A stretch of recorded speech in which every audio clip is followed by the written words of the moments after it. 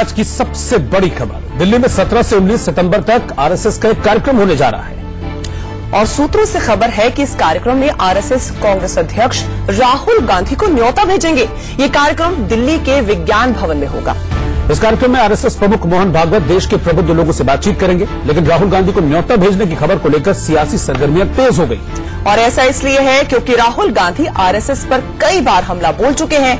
हाल ही में जर्मनी से लेकर लंदन तक अपने भाषण में संघ पर जबरदस्त उन्होंने हमले बोले थे और आरएसएस की तुलना मुस्लिम ब्रदरहुड से कर डाली थी। अब ऐसे में सवाल यह है कि अगर संघ की तरफ से राहुल गांधी को न्योता भेजा भी जाता है तो क्या राहुल गांधी इस न्योते को मंजूर करेंगे? क्या वो संघ के कार्यक्रम में जाएंगे? सबसे पहले आपको सुनवाते हैं कि जब रिपोर्टर ने संघ के प्रचारक अरुण कुमार से इस बारे में सवाल किया तो उन्होंने क्या कहा।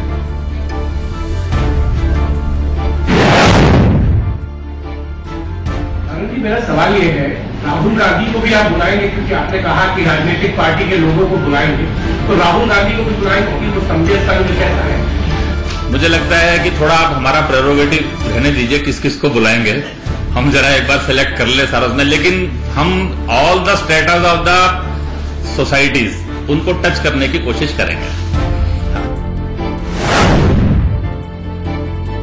मुझे ऐसा लगता है कि सारी दुनिया इस्लामिक स्टेट, मुस्लिम ब्रदरहुड और उस मुस्लिम आतंकवाद से कितनी त्रस्त है। अगर इनकी संकल्पना उनको स्पष्ट होती तो शायद वो ये तुलना नहीं करते। और कभी कभी हमको ऐसा लगता है और फिर उसमें से ध्यान में आता है, वो स्वयं ही कहते हैं कि मैं अभी भारत को समझने की कोशिश कर रहा हूं। तो जो अभी भारत को नहीं समझा तो संघ नहीं समझ सकता। संघ समझने के लिए कम से कम भारत को समझना पहले से ये आवश्यक है। तो अरुण कुमार का कहना है कि वो हर स्ट्रेटा के शख्स को वहां इनवाइट करने की कोशिश करेंगे। अब आपको सुनवाते हैं कि लंदन में राहुल गांधी ने आरएसएस की तुलना मुस्लिम ब्रदरहुड से करते हुए क्या कहा था। An organization called the RSS that is trying to change the nature of India. See, there is no other organization in India that wants to capture India's institutions. What we're dealing with is a completely new idea. It's an old idea being reborn. And it's similar to the idea that exists in the Arab world with the Muslim Brotherhood. And I would compare it.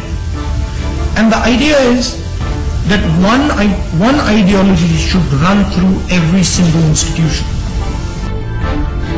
और इस वक्त रजत राकेश टंडन हमारे संवाददाता इस खबर पर जुड़ रहे हैं। सीधा रजत के पास चलेंगे। रजत, इस तरह की खबरें हैं कि शायद राहुल गांधी को संघ की तरफ से न्योता भेजा जा सकता है, लेकिन जिस तरह का रवैया संघ को लेकर राहुल गांधी का अब तक रहा है, जिस तरह से तीखे शब्दों में राहुल गांधी हमेशा संघ और उसकी विचारधारा की आलोचना करते रहे हैं, अभी अपने विदेश दौरों में भी उन्होंने संघ की तुलना मुस्लिम ब्रदरहुड से की थी, तो ऐसे में क्या लग रहा है कि जाएंगे राहुल? क्योंकि जब प्रणब मुखर्जी को न्योता आया था तब भी कांग्रेस की तरफ से बड़ा विरोध हुआ था।